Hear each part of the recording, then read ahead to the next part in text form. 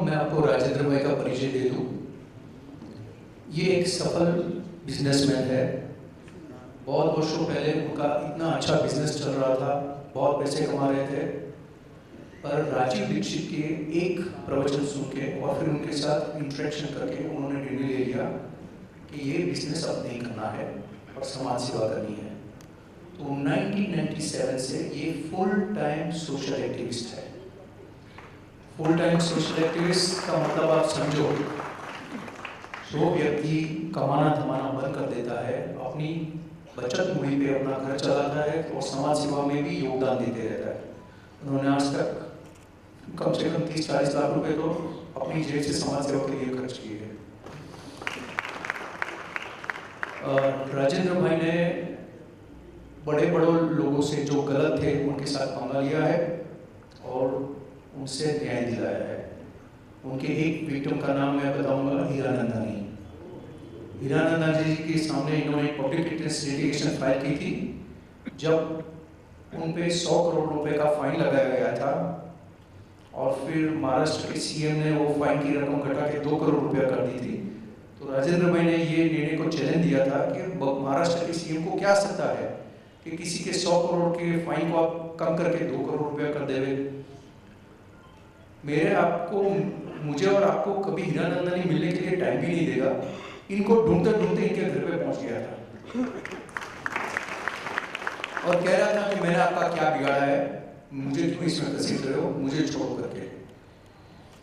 तो ये पावर है सही की, पर उसके लिए पैसा, श्रम और सबसे ज्यादा समय देना पड़ता है।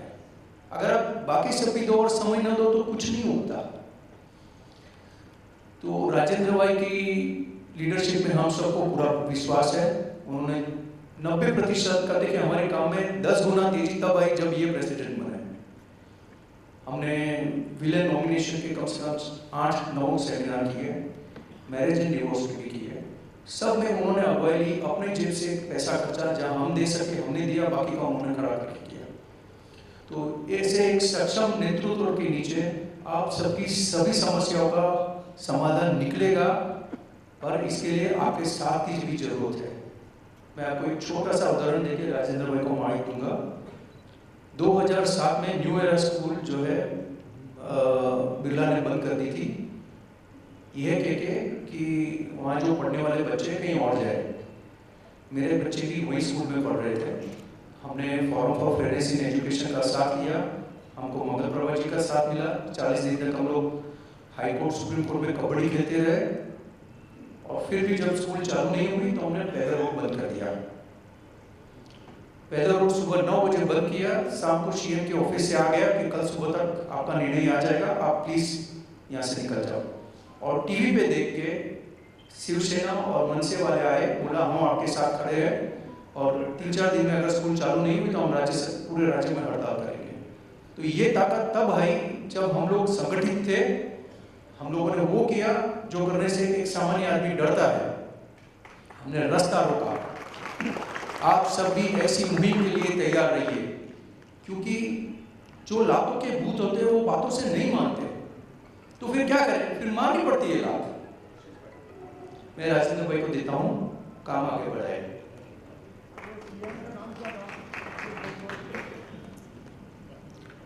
सबसे पहले मैं फर्स्ट फ्लोर में बैठे हुए कुछ लोग से अनुरोध करता हूं कि आप ग्राउंड फ्लोर में आइए, बहुत जगह है। आप अगर बैठना चाहते हैं तो बैठ सकते हैं, हॉल तो पूरा बुक है, कोई तकलीफ नहीं है। अभी सबसे पहले मैं आपको उन लोगों का परिचय कराता हूं जिनके सहयोग के कारण मैं ये सब काम पिछले 8 वर्षों से कर रहा हूं। सोसाइटी फॉर फास्ट जस्टिस में व्यक्तिगत रूप से मैं अभी अध्यक्ष हूँ, प्रेसिडेंट हूँ। मेरे साथ बाईं ओर बैठे आशीष भाई मेहता हैं, सेक्रेटरी हैं, जो इसी संस्था के 5 साल तक अध्यक्ष रहे। दाईं ओर बाबू भाई शाह हैं, जो इस वर्ष से अभी उनको ट्रेजर का पोस्ट मिला है और सोसाइटी फॉर फास्ट जस्टिस के साथ जुड़े हैं। उनके बगल में प्रेमचंद शाह हैं। पिछले 22 वर्षों से जो भी हमने काम किया है, इसमें ऐसा कोई भी वक्त नहीं जहां पर प्रेमचंद भाई शाह ने हमको सहयोग न दिया हो। और 22 साल से लगातार किसी भी समाज के सुंदर कार्य में उनका तन मन धन तीनों से योगदान हमेशा मिलता रहा है। उनके बगल में गिरीश भाई दुबे भी करीब 20 वर्षों से हमारे साथ हैं। अभी भी हमारे सोसाइटी फॉर फायर जस्टिस के कमेटी मेंबर बने। कोई भी कार्य को उठाते हैं तो उसमें रात को 12 बजे बुलाइए, सुबह 4 बजे बुलाइए, दुबे जी हमेशा तैयार रहते हैं सामाजिक कार्य के लिए। अब बाईं ओर अगर हम आते हैं तो हमारे साथ बैठे हैं राजेंद्र चौधरी जी। राजेंद्र चौधरी जी पिछले 10 सालों से सोसाइटी फॉर फायर जस्टिस में हैं, लेकिन अभी पिछले 2 वर्षों में उन्होंने बहुत ही सुंदर कार्य किया है। वो कोई भी कार्य होता है उसमें कभी भी काम करने के लिए हमेशा तत्पर रहते हैं। इसी प्रकार हसमुख भाई हमारे बाईं ओर हैं, सोसाइटी फॉर फायर जस्टिस से आरंभ से जुड़े हैं। हमारी और एक संस्था है जिसमें वे जुड़े थे, फोरम फॉर फायर एंटरप्राइज। अभी फोरम फॉर फायर जस्टिस, अभी हम अपना आज का जो कार्यक्रम है उसको आरंभ करते हैं। ये हमारी 8 लोगों की टीम है। मैं आप सभी को बहुत बहुत अभिनंदन देता हूँ। अभी हमारे बीच आज श्री हीरालाल रूप भाई मुंडू से आए हैं। सोसाइटी फॉर फायर जस्टिस का स्वागत करती है। अभी देखिए, आज की मीटिंग का उद्देश्य पहले समझिए कि सोसाइटी फॉर फायर जस्टिस का मोटो क्या है। पिछले 6 महीने में सारी डिटेल्स डिस्कशन के बाद एक तय हो गया कि इस देश के बिल्डर, इस देश का सड़ा हुआ न्यायतंत्र और लूटने वाली चुने हुए, सभी खराब नहीं है लेकिन जो गलत है उनकी बात करता हूं, भ्रष्ट जज, भ्रष्ट बिल्डर और भ्रष्ट सरकार के लोग एग्रीमेंट बनाकर लूटने का धंधा आरंभ कर लिया है। आप किसी को चाकू दिखा के पैसा लीजिए, कोर्ट आपको तुरंत सजा देगी। आपने उसको पकड़ा, पुलिस ले गई, कोर्ट उसको सजा देती है कि तुमने चाकू दिखा के इसको लूटा है। आप किसी को पिस्तौल दिखलाइए और लूट लीजिए, जैसे सबूत आता है उसको सजा मिल जाती है।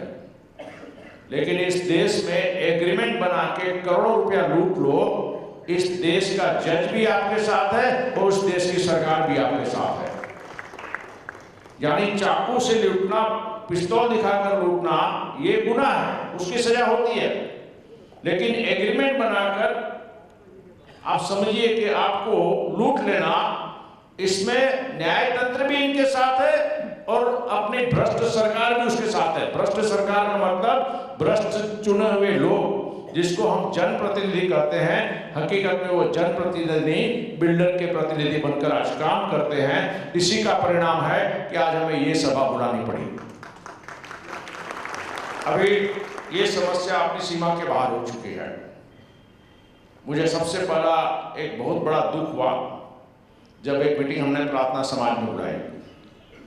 प्रेमचंद भाई साथ में थे, चंदनवाड़ी, बीआईटी क्या बोलते हैं, बीआईटी चौक, 686 मेंबर घर में रहते थे। बीएमसी के साथ जगह थी,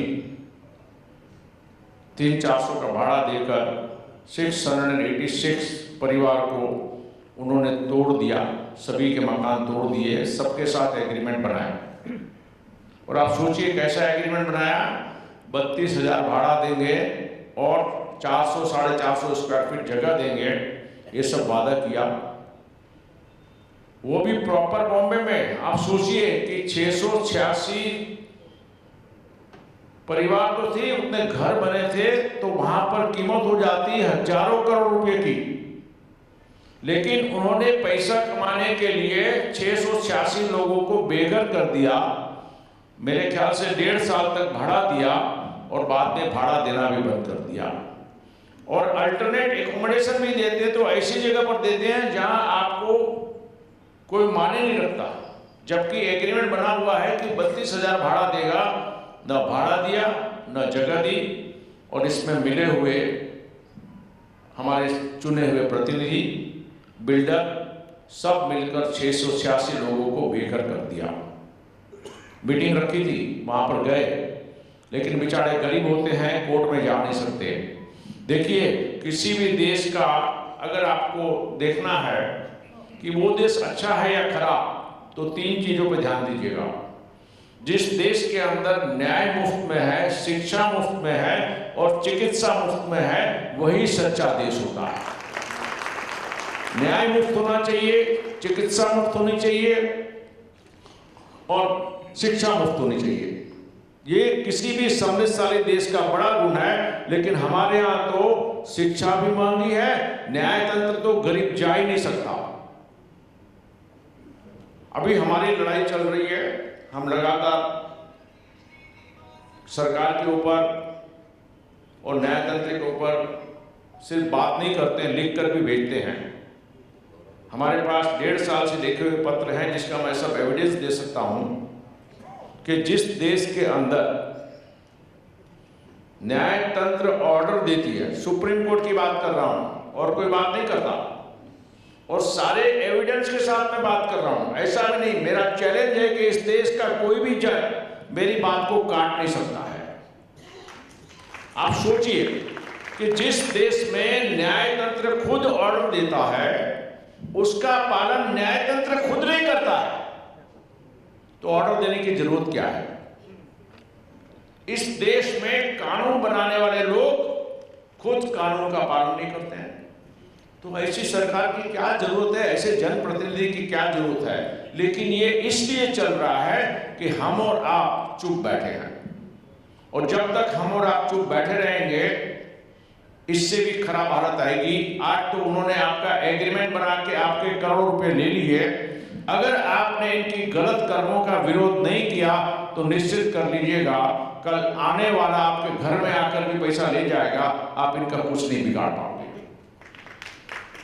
यदि आपको चाहिए कि आपका फ्लैट वापस मिले, आप सभी को जिसको भाड़ा नहीं मिला उसको भाड़ा मिले, मैं आपके पूर्ण विश्वास के साथ कहता हूं कि आपको सब कुछ मिलेगा। सिर्फ सोसाइटी फॉर फास्ट जस्टिस को आप साथ दीजिए, बाकी का काम जो है वो सोसाइटी फॉर फास्ट जस्टिस कर देगी। हमें आपका समर्थन चाहिए। और मैं आपसे इसलिए बोलता हूं कि मैंने आज तक 15 पब्लिक इंटरेस्ट लिटिगेशन फाइल की। मैं ऋणी हूं एक बहन का जो पेशे से एडवोकेट है, किंतु जब एडवोकेट ईमानदार होता है ना, तो परिणाम ऐसा आता है कि आप हमेशा जीतते हो। 15 की 15 PI हम जीते, हमारा एक भी प्रेयर कोर्ट ने रिजेक्ट नहीं किया। इतना ही नहीं, आप सबको विश्वास आ जाए कि देश में कानून होता है और चलता है। छोटा सा एग्जांपल देता हूं कि किसी भी कोर्ट में आप चले जाइए, हर कोर्ट के बाहर आपको 25-30 केस कम से कम मिलेंगे। एक रूम के अंदर कोर्ट जज होता है ना, 20 और 25 केस देखता है। लेकिन मैंने बिल्डरों पे केस किया था, 2003 की बात है। उस केस में इतना महत्व जज ने दिया कि वो केस जब मेरा कोर्ट में लिया गया तो रूम के बाहर लिखा हुआ था, Rajendra Thakkar versus BMC, no other case will be taken out. आप सोचिए, यही न्यायतंत्र है, वही जज है। तो जब आप अच्छा कार्य करते हैं, सत्य और आप निष्ठावान बन के निष्काम भाव से कार्य करते हैं, तो समझ लीजिएगा आपकी विजय निश्चित है। और मैंने पिछले, हकीकत में बड़ा दुख होता है जब देखते हुए, एक भाई साहब ने 5 करोड़ रुपया, ऑफिशियल बहुत पैसे वाला है, उसने पूना के कोरागांव पार्क में 5 करोड़ रुपए दिए बड़े बिल्डर को, 36 फ्लैट बनाया, 36 लोगों से पैसे लिए, लेकिन आज 8 साल से किसी को फ्लैट दिया नहीं है। अब इतने पैसे वाले लोग कि जो आदमी 5 करोड़ रुपया देकर, क्योंकि सभी को भय है कि राजू भाई कोर्ट में जाऊंगा तो जिंदगी निकल जाएगी, बेटर है बिल्डर के साथ सेटलमेंट कर लूं, ये भावना सबके दिल में है। और वो बिल्डर की जब कहानी मैंने निकाली वेबसाइट के ऊपर से, तो पता चला कि वो तो 10,000 करोड़ का आसामी है। यानी उसके पास जितने भी पैसे आए हैं ना, ये पब्लिक के पैसे लेकर वो 10,000 करोड़ का आसामी बना है। आज आपके पैसे लेके सभी बिल्डर, पॉलिटिशियन और पैसे वाले हुए हैं, किंतु आप बेघर हो गए। अब आप लोगों को सोचना है कि जिसने हमको लूटा उसको हमको लूटना है कि नहीं।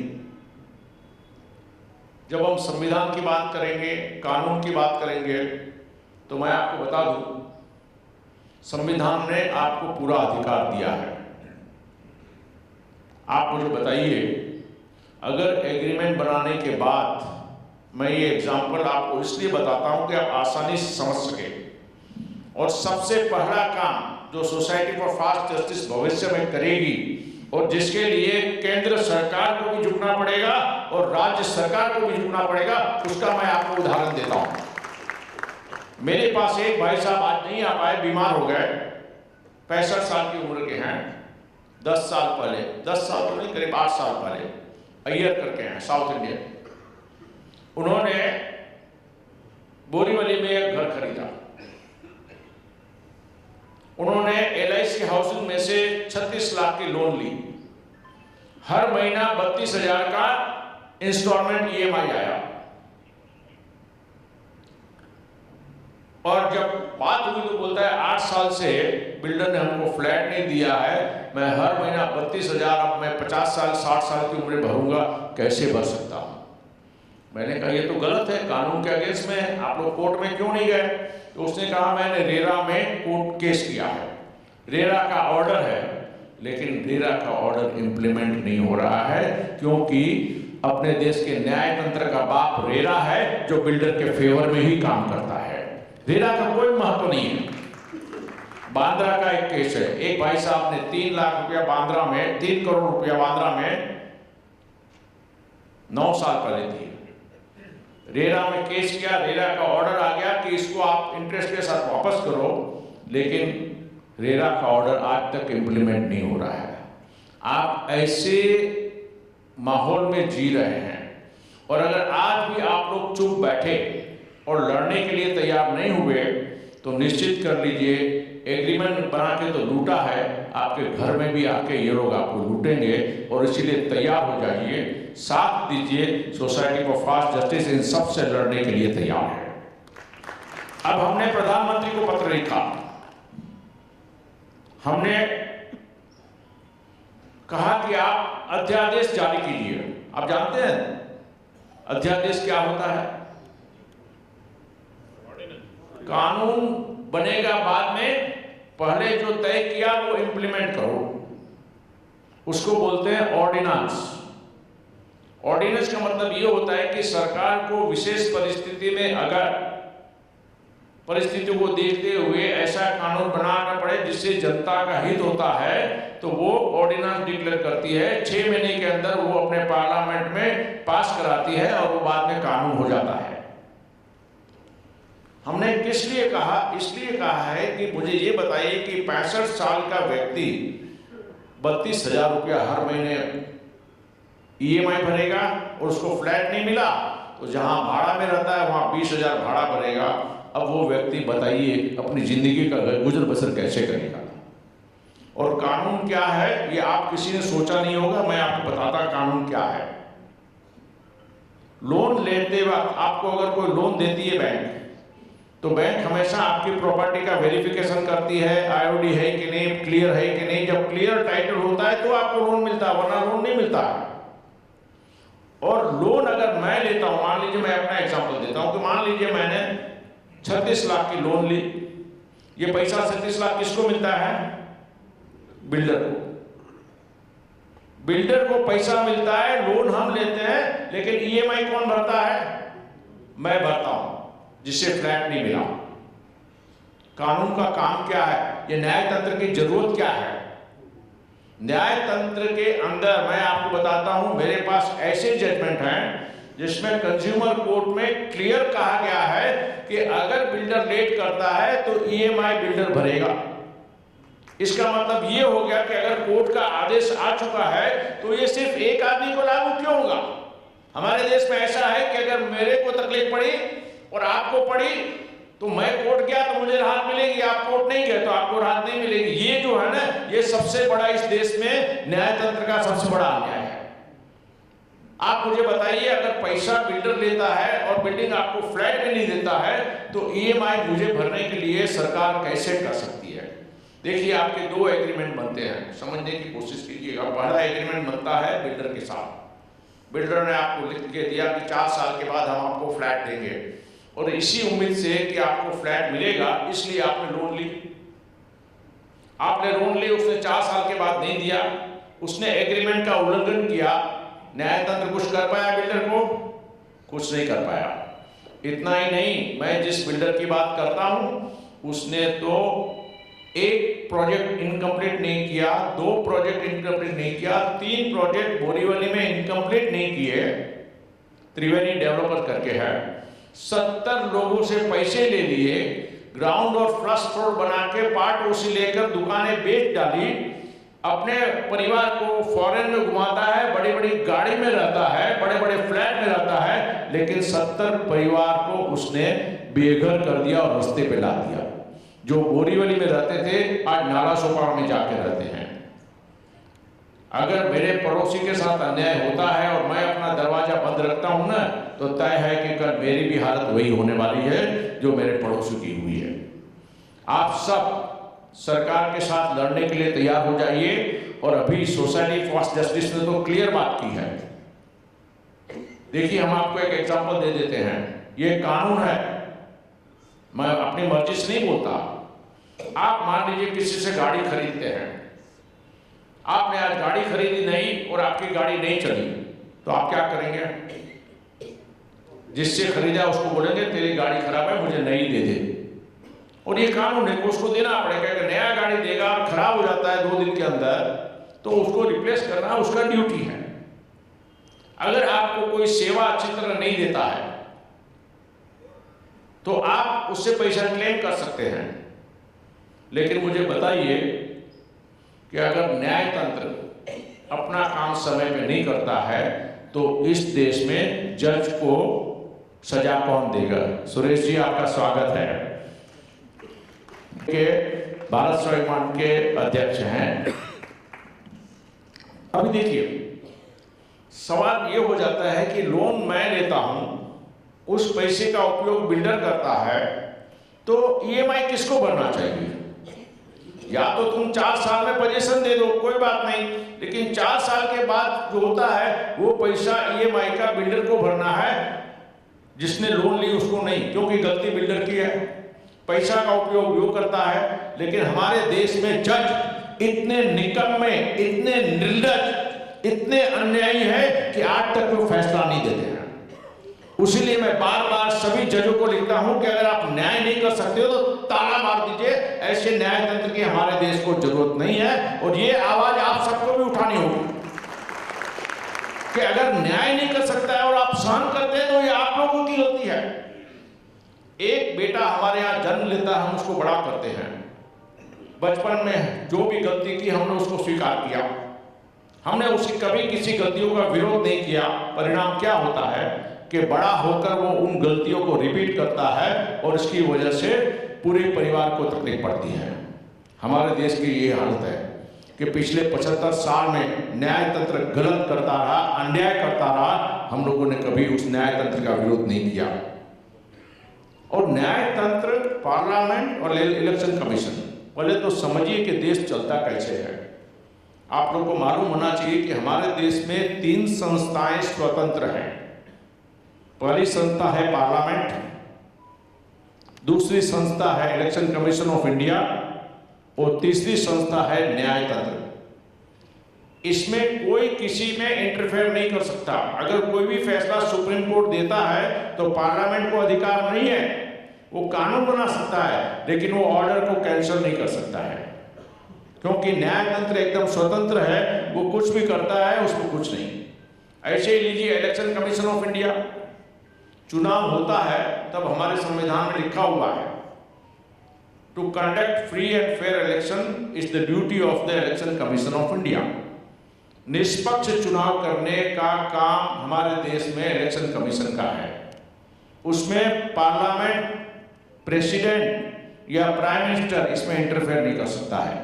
टीएन शेषन करके एक बार इलेक्शन कमिश्नर थे, पीवी नरसावड़ की सरकार थी। इलेक्शन कमीशन ने कह दिया कि अगर कोई लड़ना चाहता है, कैंडिडेट बनना चाहता है, तो उसे प्रॉपर्टी डिक्लेयर करनी होगी। जो प्रॉपर्टी डिक्लेयर नहीं करेगा वो कैंडिडेट नहीं बन सकता है। अब ये होने से सभी पॉलिटिशियन की हालत खराब हो गई, सभी अनअकाउंटेड था। तो पीवी नरसिम्हा राव ने कोर्ट में केस किया कि आप कहिए कि इलेक्शन जो ये रेगुलर निकाला है कि भाई डिक्लेयर करना पड़ेगा, उसको आप रद्द कर दीजिए। तो जानते हैं सुप्रीम कोर्ट ने क्या जवाब दिया पीवी नरसिम्हा राव को? एक बार इलेक्शन डिक्लेयर हो गया, उसके बाद फ्री एंड फेयर कंडक्ट कैसे करना ये सरकार का काम नहीं है। इलेक्शन कमीशन ऑफ इंडिया जो बोलता है वो करो, और जो नहीं करेगा वो कैंडिडेट बन नहीं सकता है। इसीलिए आपको सारी प्रॉपर्टी आज नजर आती है। देखिए, छोटी छोटी बातों को हम समझते नहीं है, हम ध्यान नहीं देते, जिसके कारण ये समस्या हुई है कि 30,000 लोग आज बेघर हैं। और देखिए, मैं आपको बताऊं कि हमारे देश में, खास करके मुंबई की बात करता हूं, हमने एक लिस्ट निकाली। मुंबई समाचार में 28 अप्रैल को 308 लोगों की लिस्ट आई थी। 308 प्रमोटर, 300 बिल्डिंग, 8 बिल्डिंग बनते हैं, उन लोगों के प्रमोटर ने अपने आप को दिवालिया घोषित किया। अब आप सोचिए, दिवालिया घोषित करने का मतलब ये हो जाता है कि 308 प्रोजेक्ट ऐसे के ऐसे रह गए, अब आगे बनने वाला नहीं है। आइए भगवान जी भाई रानी, फोरम फॉर फास्ट जस्टिस के प्रेसिडेंट, नहीं आप आइए, आगे आइए, आइए आगे आगे, आप भगवान जी भाई ऐसे नहीं आइए। ये हमारी पेरेंट बॉडी है, सोसाइटी फॉर फास्ट जस्टिस, इनकी अध्यक्षता में ही बनी है। भगवान जी भाई અહીંયા બેસો, અહીં બેસો, અહીંયા બેસાડો। ये सोसाइटी फॉर फास्ट जस्टिस इन्होंने ही बनाई है, और पूरे हिंदुस्तान में 107 सोसाइटी फॉर फास्ट जस्टिस को रजिस्ट्रेशन कराया है। ठीक है, लोग समय नहीं देते हैं, एक्टिव कितने मालूम नहीं, लेकिन ये खुद अभी 86 प्लस उम्र के हैं, लेकिन आज भी समाज के लिए बहुत सुंदर कार्य करते हैं। अभी मैं आपसे बता रहा था कि हमारे देश का न्याय तंत्र किसी काम का नहीं। जो अपने ऑर्डर का खुद पालन नहीं करता है वो आपके साथ न्याय कैसे करेगा? और आप मुझे बताइए, मैं तो एक दिन इतना परेशान हो गया कि मैंने कोर्ट में केस किया कि रास्ते के बैनर को निकाला जाए, कमिश्नर के साथ हाई कोर्ट में, और मुझे म्युनिसिपल कमिश्नर से लेटर भी आया। आप नहीं मानेंगे कि एक दिन में उन्होंने 17,000 बैनर बीच में निकाल दिए थे। आपको मालूम होगा मुंबई में 2-3 महीने तक रास्ते में बैनर नहीं थे। ये क्यों हुआ? इसलिए हुआ कि कोर्ट अपना ऑर्डर का पालन नहीं करता है, और कानून बनाने वाले प्रतिनिधि कानून बनाते हैं और कानून का पालन नहीं करते हैं। तो इस देश की जनता आपके कानून का पालन क्यों करे? मेरा सवाल इन लोगों से यह है। आपको मालूम रखिएगा कि बैनर रास्ते में लगाना इलीगल है, और अगर लगाना है तो नियमानुसार, और कोई भी बैनर आज की तारीख में नियमानुसार लगते नहीं हैं। इन सबका वार दिवस पढ़ते पढ़ते मैं अपना वार दिवस भूल गया। गली गली में यही लगे रहते थे। तो आप सबको एक बात समझना है कि जो सुप्रीम कोर्ट खुद नहीं कर सकता, जो चुना हुआ प्रतिनिधि कानून बनाकर खुद पालन नहीं करता, उसको अधिकार क्या है ये कहने का कि आप कानून का पालन करो? ये संभव है। आप सबका हमें जब साथ मिलेगा ना, मैं गारंटी देता हूं सुप्रीम कोर्ट का बाप भी हमारी बात को स्वीकार करेगा, और आपको करके दिखाऊंगा। क्योंकि मैंने आपको जो उदाहरण दिया ना ATHSC एक्सपोर्टर का, कि 50,000 एक्सपोर्टर परेशान थे, लेकिन छोटा सा कानून पार्लियामेंट में पास हुआ, 36,000 एक्सपोर्टर को रिलीफ मिल गई। और उसकी तस्वीर इंडिया टुडे, एक बहुत बड़ी मैगजीन है, मैं आपके पास 18 साल पहले की बात करता हूं, अभी तो 18 साल का अनुभव हो गया। 18 साल पहले इंडिया टुडे के फ्रंट पेज पर हमारी तस्वीर के साथ आया था। यानी हर चीज मुमकिन है। लेकिन आप सबके साथ की जरूरत है। और आज के तारीख में इसलिए जरूरत है कि मैं तो समझता हूं कि 30,000 लोगों की बात की मैंने, किंतु हकीकत में लाखों लोग को पॉलिटिशियन ने लूटा है और किसी को कोई चीज नहीं दिया है। मैंने आपसे बात की मुंबई समाचार 28 अप्रैल की 308 प्रोजेक्ट, 308 बिल्डरों ने बिल्डिंग बनाई, अपने आप को दिवालिया घोषित किया, यानी तय हो गया कि ये 308 बिल्डिंग अब बनेगा नहीं। आधा बनाया, सब कुछ बेच दिया, पैसा जमा कर लिया और अब बोलते कि हम बैंकक्रप्ट हैं। ये प्लानिंग से सब कुछ हो रहा है और उसके अंदर काफी लोगों ने लोन लिया है। लोन का पैसा बिल्डर को क्या, लेकिन जिसने फ्लैट खरीदा वो आज बिना पोजीशन के ईएमआई भर रहा है। ये कानून सबसे पहले मैं केंद्र सरकार में पास करवा रहा हूं और आप सबका साथ लेकर अगर आप सब देंगे तो गारंटी देता हूं कि 3 महीने के अंदर केंद्र सरकार को कानून रद्द करना पड़ेगा और ईएमआई का पैसा लेने वाला लोन नहीं बल्कि बिल्डर को भरना पड़ेगा, क्योंकि ये काम बिल्डर को करना है लेकिन आप लोग भर रहे हैं और ये मुमकिन है। क्योंकि अगर कंज्यूमर कोर्ट का ऑर्डर आया है कि अगर आपने पोजीशन टाइम पे नहीं दिया तो उसके बाद का पैसा जो है वह बिल्डर भरेगा। इसका मतलब ये हो गया कि अगर 50,000 आदमी के साथ ऐसा होता है तो 50,000 केस हम करेंगे कोर्ट में। ऐसे ही अपने देश के अंदर 5.25 करोड़ केस बाकी हैं, केस का फैसला मिलता नहीं है, एक साल तक आपकी हियरिंग नहीं आती है। और अगर इस देश में जजों को शर्म नहीं, अगर जज बेशर्म हैं, निर्लज हैं, काम नहीं करते हैं और उनको अगर शर्म नहीं है कि 5.25 करोड़ का क्या होगा। अरे दाऊद तो 100 आदमी को परेशान करता है, 200 आदमी को करता है, 1000 आदमी को करता है, किंतु अपने देश का न्यायतंत्र सभी जज ये दाऊद के बाप हैं, 5.25 करोड़ लोगों को परेशान कर रहे हैं। मैं तो इनको सबसे बड़ा गुंडा समझता हूं इस देश के न्यायतंत्र को और चुने हुए प्रतिनिधि को जो सबको लूटते भी हैं और कोई कुछ बोल नहीं पाता है। आप समझने की कोशिश कीजिए, 5.25 करोड़ लोग का केस बाकी है तो कितने लोग दुखी होंगे। आप इस बात को समझने की कोशिश कीजिए और ये काम सभी संभव है। आप लोग का साथ मिलेगा, आप लोग का साथ मिलेगा। बस अंत में मैं आपको बताऊंगा क्या काम करना है। देखिए अभी तो हमारे शास्त्र के मुताबिक जब तक शांति का मार्ग खुला है कि भाई निगोशिएशन से, बातचीत से अगर समस्या का समाधान हो जाता है तो सोसाइटी फॉर फास्ट जस्टिस सबसे पहले शांति का मार्ग ही एडप्ट करेगी। लेकिन यदि लात के भूत बात से नहीं मानते तो इनको लात मारने की जरूरत आई तो सोसाइटी फॉर फास्ट जस्टिस लात भी मारेगी।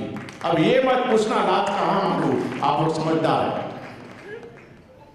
अब ये करना है, इसे मजाक मत समझिए। मैं यहां पर मंच पर आकर बोलता हूं ना तो इसके पीछे मेरा कोई उद्देश्य है और सभी चीज में सबूत के साथ। मैंने आपसे जो मुंबई समाचार की बात की ना उसका लाइव एग्जांपल आपको दे रहा हूं। ये मुंबई की घटना है। मुंबई समाचार में जब लिखा 308 आदमी दिवालिया घोषित करते हैं, एक बिल्डिंग में अगर 50 फ्लैट हैं तो 308 बिल्डिंग में कितने फ्लैट हुए? 15,000।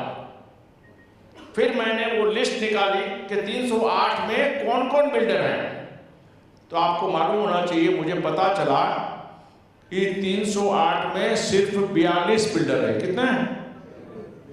आप सोचिए, एक नेपच्यून बिल्डर करके है, उसने 44 प्रोजेक्ट इनकम्प्लीट रखे हैं, 44 प्रोजेक्ट।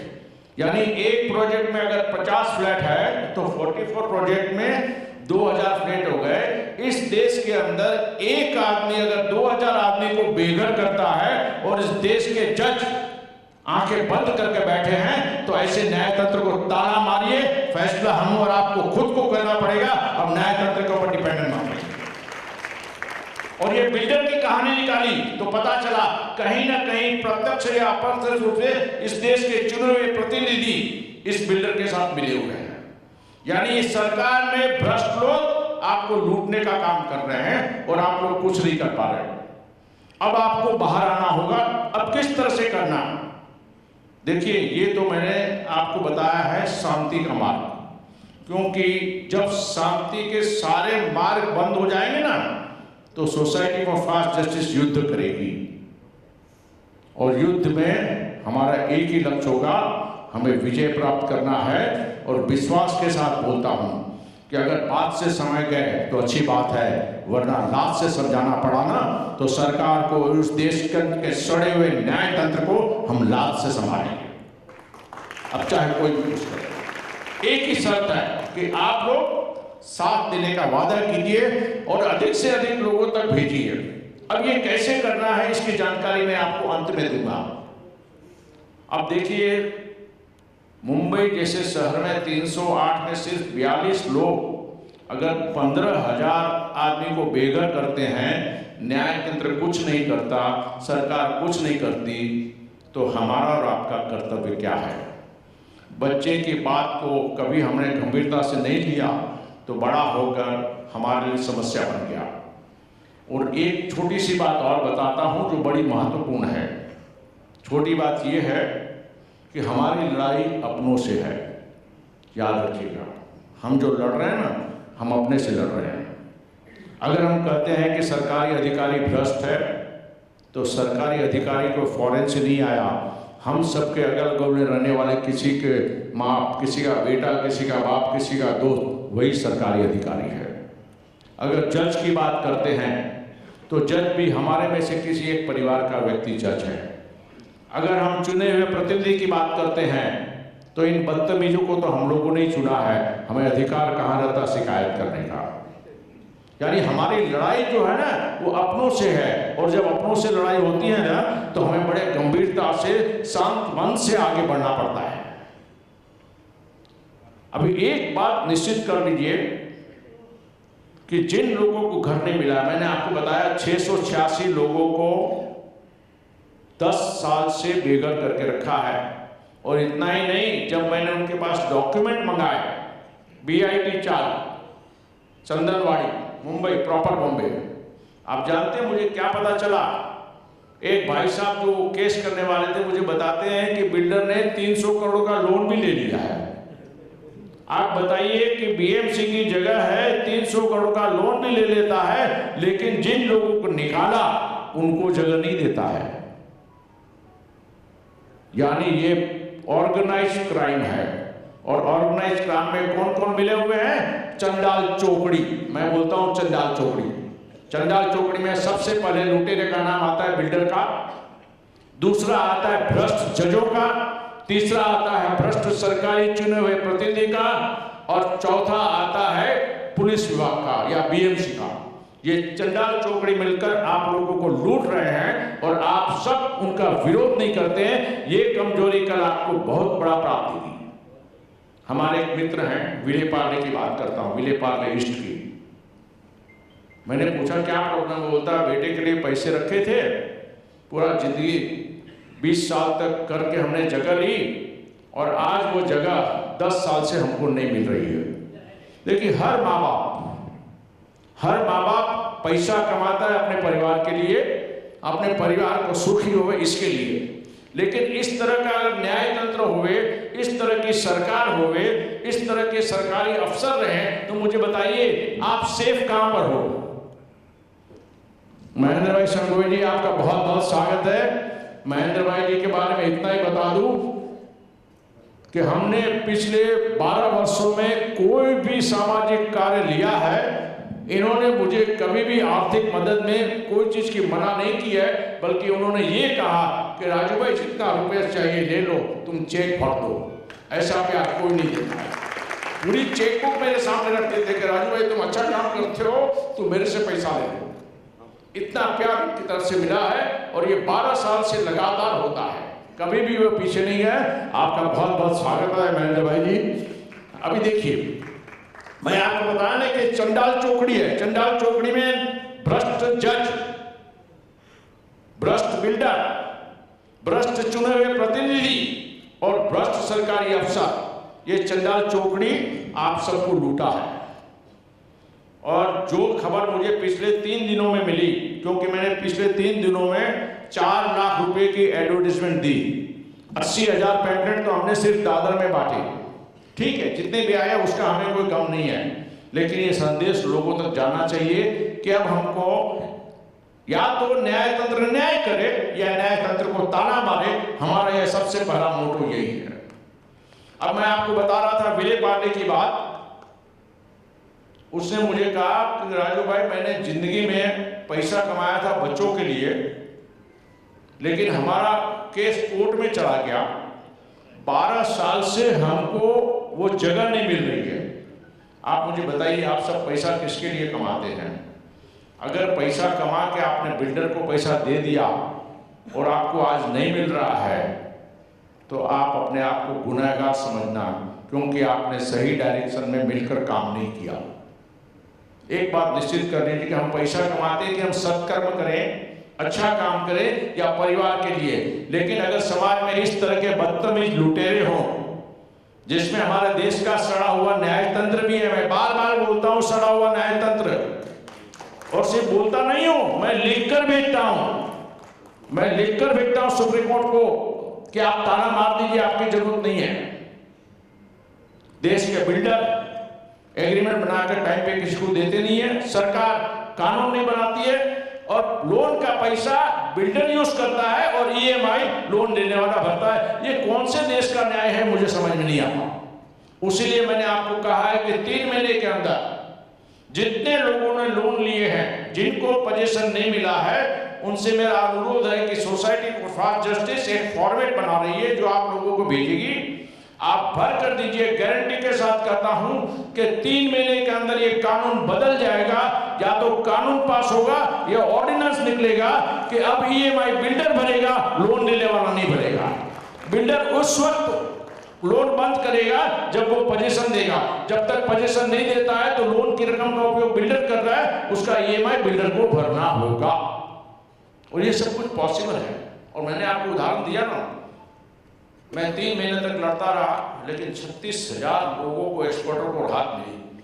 तो हमें अब राइट डायरेक्शन में काम करना है, और इसीलिए इस सभा को हमने बुलाई है। और मुझे पूरा विश्वास है आने वाले दिनों में इस दिशा में जिन लोगों ने अपना नाम और नंबर लिखकर बाहर में दिया है, उनका पूरा ग्रुप बनने वाला है, और सोसाइटी फॉर फास्ट जस्टिस की तरफ से आपको इसके बारे में जानकारी दी जाएगी।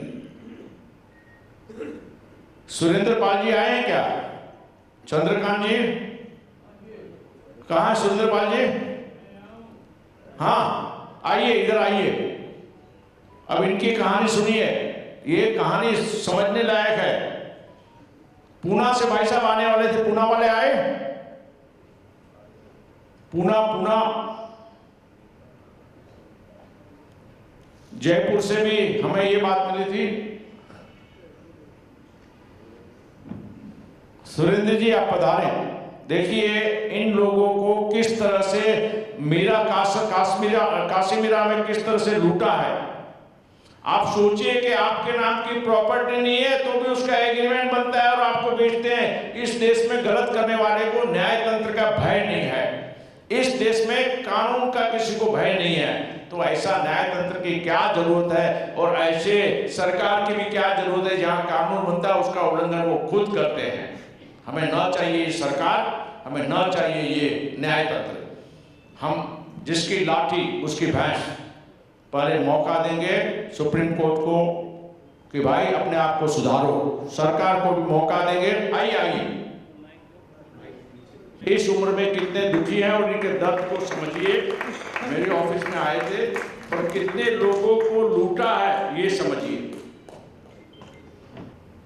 नमस्कार, मेरा नाम सुंदरपाल सिंह कोसान है।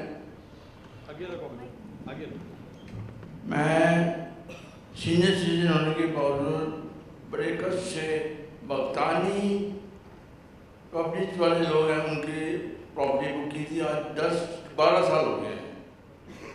10-12 साल से इन्होंने हमको पैसा ले लिया है और प्रॉपर्टी, और हमारे को झूठी लैंड दिखाई है और अब हम पैसे लेने गए तो उन्होंने अपना दिवालियाँ निकाली है। तो हम कोर्ट में गए, कई जगह पे गए, वो बोलते पैसा नहीं है, और खाली आके वो बगदानी जो है वो पुलिस वालों को पैसा दे देते हैं और काम खत्म कर देते हैं। हमारा सारी मेहनत, जिंदगी की सारी कमाई उसको दे दी है, और हम लोग कुछ 1162 लोग हैं जिन्होंने फ्लैट बुक किए हैं। और इतना पैसे देने के बाद गवर्नमेंट जो है पर डेट पे डेट देते, कुछ होता नहीं है। हम लोगों ने काफ़ी कोशिश की, काफ़ी बताया, ये बड़े अच्छे अच्छे प्लान बनाए। इसका ऑफिस सांता क्रूज में था, और सांता क्रूज में लिख के और कई जगह पे अंधेरी में ऑफिस है। अभी ये बाप उसका नाम लक्ष्मण भगतानी, उसके बड़े लड़के का नाम मुकेश भगतानी, उसके छोटे बेटे का नाम दिपेश भगतानी। ये तीनों ने मिलके सारों के पैसे लेके इन्होंने दुबई ट्रांसफ़र कर लिए। दुबई में इन्होंने प्रॉपर्टी खरीद ली है। आज वहाँ पे लोगों से रेंट ले रहे हैं हमारे पैसे से, और यहाँ दिवाली इंजीनियर। तो मैं क्या बताऊँ क्या नहीं बताऊँ। ये हम पुलिस कमिश्नर के पास गए थे 2 दिन पहले। पुलिस कमिश्नर ने कहा कि मेरे पास पावर कुछ नहीं, मैं कुछ नहीं कर सकता, जैसे कोर्ट करेगा वैसे ही करेगा। कोर्ट का कोई डिसीजन नहीं, अभी पता नहीं क्या होगा क्या नहीं होगा, परेशान है बस। छोटे में यही बात है कि भगतानी इज बिगेस्ट फ्रॉड, और अभी फिलहाल दूसरे नाम सुनने काम शुरू भी कर दिया है कंस्ट्रक्शन का, लेकिन कुछ नहीं हो रहा। मुझे समझ नहीं आता कि हमारी गवर्नमेंट इतनी वीक है। हमने एक बिल्डर को पैसा दिया, उन्हें प्रॉपर्टी दी, पैसा वापस करना चाहिए। 2-3 साल बाद नई प्रॉपर्टी बन रही है तो पैसा वापस करिए, लेकिन कोई सुनवाई नहीं, कोई सुनवाई नहीं है। बस इसी से मैं कहूँगा कि आप सभी लोगों को, हम लोगों के साथ कोशिश करके गवर्नमेंट को बताना पड़ेगा कि देखिए आप बड़ा फ्रॉड चल रहा है बाज़ार में, आप उठिए, जागिए। सिर्फ बातों करने से एक्शन होना चाहिए। कुछ ऑर्डर कुछ नहीं आ रहा है और खाली बात होती है, ऑर्डर पेपर में ऑर्डर आ जाता है, लेकिन कोई इम्प्लीमेंट नहीं होता, कुछ नहीं मिल रहा, कुछ नहीं मिल रहा। बस फिलहाल मैं सभी आप लोगों से अर्ज़ करता हूँ, मिलकर हम सब साथ में जाएं और गवर्नमेंट के साथ कोशिश करें। रंजन जी से बड़ी कोशिश करेंगे कि हम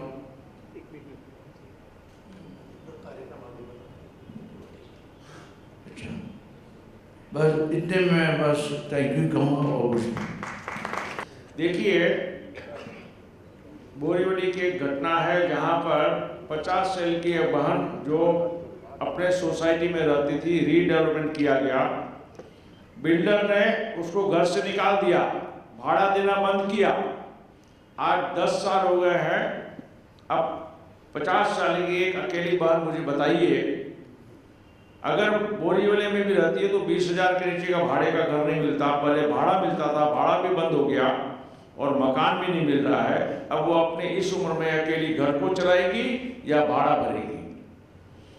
ऐसे तो 30 से 40,000 लोग हैं जो तो मेरे पास रिकॉर्ड में है। मैं उन चीज की बात करता हूं जो रिकॉर्ड में है, लेकिन मेरे अंदाज से पूरे महाराष्ट्र की बात करेंगे तो लाखों लोग आज बिल्डर से परेशान हैं, और उसमें सरकार और इस सड़े हुए न्याय तंत्र का समर्थन है। इसीलिए आपकी और हमारी लड़ाई क्या है मैं आपको बता दूं, सुन लीजिए। हमने जो ये आज की मीटिंग बुलाई ना, इसका मुख्य उद्देश्य है कि आपके जैसे जितने भी लोग हैं सब साथ में आए। हमारी संस्था को कुछ रिकॉर्ड लगेगी। हमने इसके पहले जो यहाँ पे मीटिंग है ना, इसके पहले हमने बोरीवली में 2 मीटिंग की जिसमें 450 लोग आए थे। एक मीटिंग की थी अप्रैल में, दूसरी मीटिंग की थी जून में। उस वक्त हमने पब्लिक इंटरेस्ट लिटिगेशन करने का फैसला किया।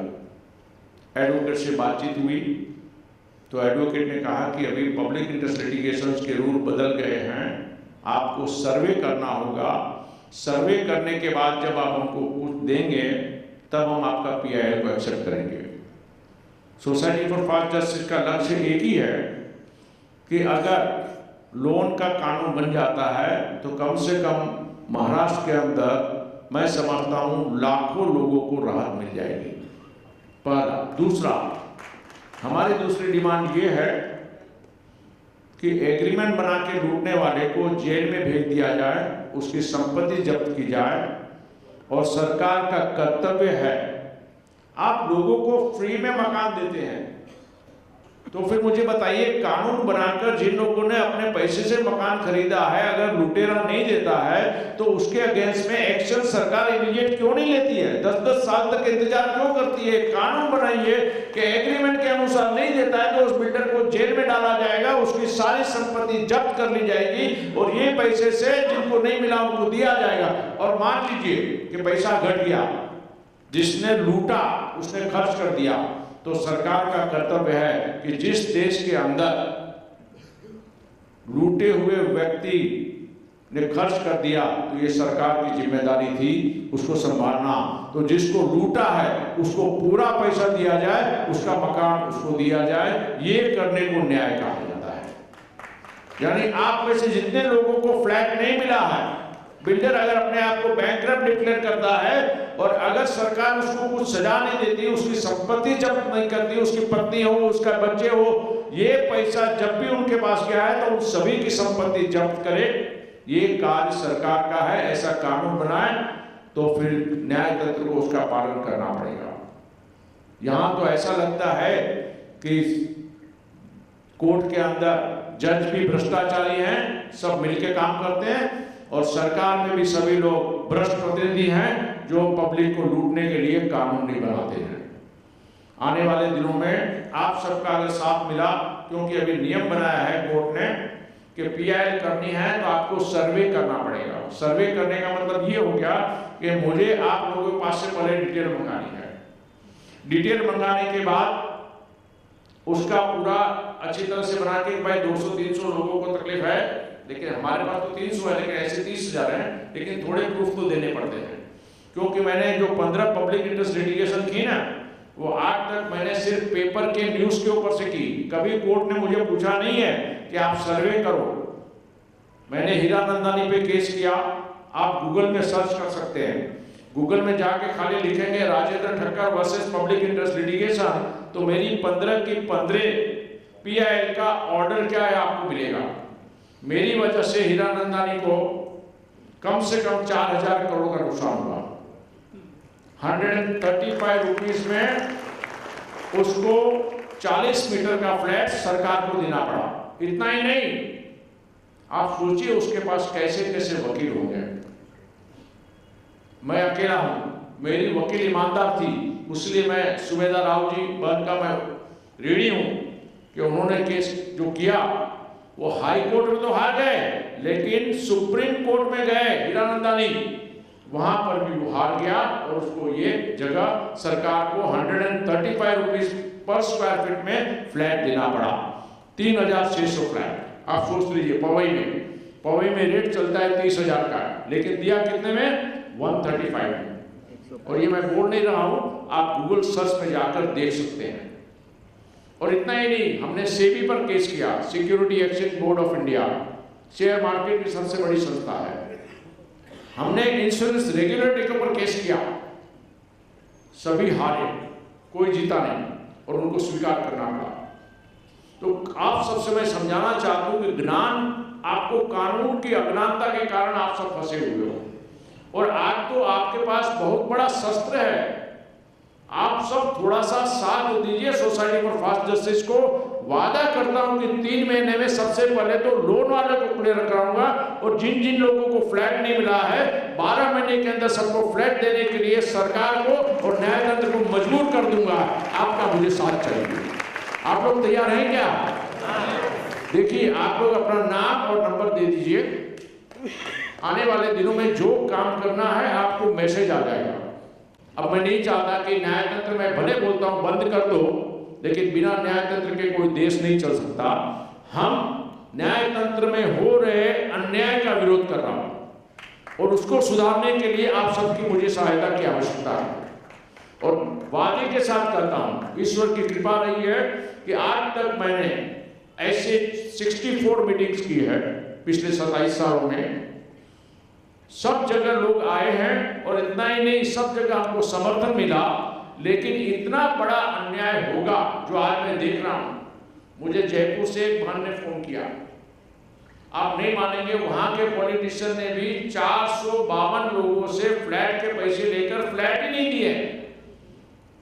एक दिन तो रात को उसने 10 बजे फोन किया, दूसरे दिन उसने कहा था मैं पेपर भेज रही हूं, उसने पेपर नहीं भेजा। तो मैंने बहन को फोन किया कि क्या हुआ, तो बोलते नहीं खड़का साहब बहुत ज्यादा प्रेशर है, अभी मैं कुछ नहीं कर सकती। आज यहाँ पर लोग नहीं आए, इसका कारण भी ये है कि बिल्डर लोग उनको दबाव में रखते हैं, वरना बीआईटी चाल तो। आज आपको एक छोटा सा ऑर्डर बता देता हूँ, बड़ी खुशी की बात है कि कम से कम जज ने भाड़े वालों के लिए एक बहुत अच्छा ऑर्डर पास किया है 15 दिन पहले। वो ऑर्डर ये है कि मान लीजिए आप भाड़े में रहते हैं, आपके मकान को डिमोलिश कर दिया C1 कैटेगरी में, लेकिन मकान मालिक ने कुछ बनाया नहीं है, न उसने डेवलपमेंट का एग्रीमेंट बनाया और न ही उसने कुछ काम किया। तो कोर्ट ने ऑर्डर दिया है कि जहां पर ऐसी परिस्थिति है कि डिमोलिश कर दिया गया लेकिन मकान नहीं बनाया है, तो उनका जो पुराना मकान था ना, जितना एरिया, उतना बनने का अधिकार वो भाड़ों में रहने वाले को है। वो भाड़े में रहने वाला जितना पुराना था उतना बना सकता है। इसके लिए न बीएमसी रोक सकती है और न मकान मालिक रोक सकता है। ये ऑर्डर आता है, यानी आपको लैंड ऑर्डर की परमिशन की आवश्यकता नहीं, और बीएमसी को डायरेक्ट किया है कि अगर जितना था उतना बनाता है तो तुमको 6 वीक यानी कि 1.5 महीना के अंदर सैंक्शन करके देने का है।